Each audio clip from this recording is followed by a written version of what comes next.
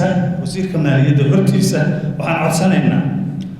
rugta ganacsigu waxay haysaa qorshe ay rabto suuqa bakaaraha in looga shaqeeyo si uu u gaari lahaa 10 sano oo soo socota inuu noqdo suuq la tartami kara ugu yaraan wadamada dariska suuqa bakaaraha ma ahan suuq caadi ah wuxuu ku yaalaa 3 degmo oo ka mid ah degmooyinka ugu waaweyn magaalada Muqdisho sidaa darteed wuxuu u baahan yahay qorshe ballaaran oo ka bilaabanaya security-ga ilaa iyo nadaafadda wuxuu u baahan yahay wax fara badan dokumentigaas qoraalkiisu waa soo dhamaaday waxaan u baahannahay inaan la qaybsano oo nala wadaagto waa cabashada ugu horreysa cabashada labaad shirkadaha ajnabiga ah ee waddankan ka shaqeeya fursad bay waxay u heleen wax kasta oo mashruuca oo waddankan ka jira keligood in ay helaan tartanka kuna guulaystaan mar ka mid ah mararka aan madaxweynaha dhegeysanay wuxuu nala jeclaystay ugu yaraan jacaylka asagoo uu u qabo in United Nations mashaariicda ay bixinayaan ugu yaraan 50% ay siiyaan shirkadaha Soomaalida ah hase yeeshee arrinkaasi 6 bil kadib wax ka hirgalay lama arko wax dhinac lagu eedeynayo male laakiin waa in dib u eegid lagu sameeyo energy waa cabashada ugu yaabka badan ee waddanka Soomaaliya maanta ka taagan waxa loo yaqaano afka Soomaaliga korontada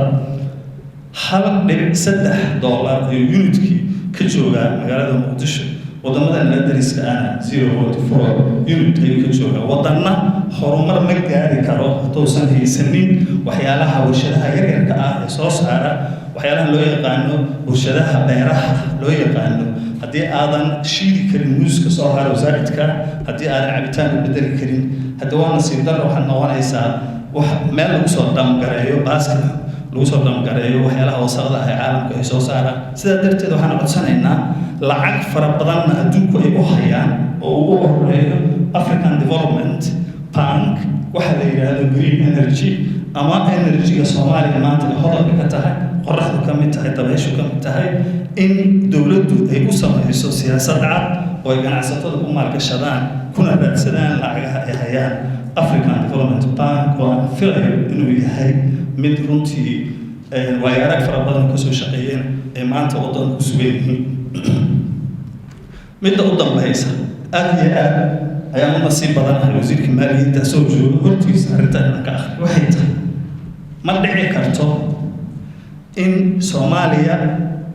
cashuurta laga aruuriyo kaliya dekada Muqdisho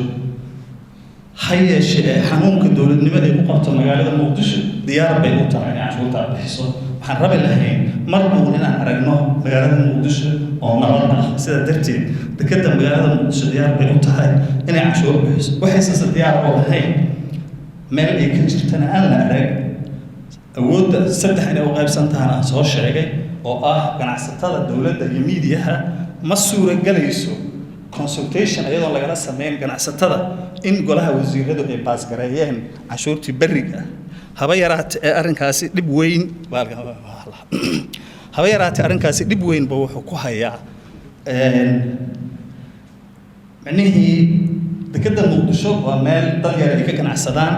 war raalli bayna ka yihiin inay cashuurta xanuunka badan ama wixii la halmaalay bixiyaan laakiin ilaa ay hadda ma aanan arag ganacsatada halkan joogta talana kama inaan bixin waxaan codsanaynaa dokumentiga inaan akhrino marka aan akhrino taladeena soo fifaadno sidaa darteed taladanadana ay micno yeelato aad iyo aad baa mahadsantihiin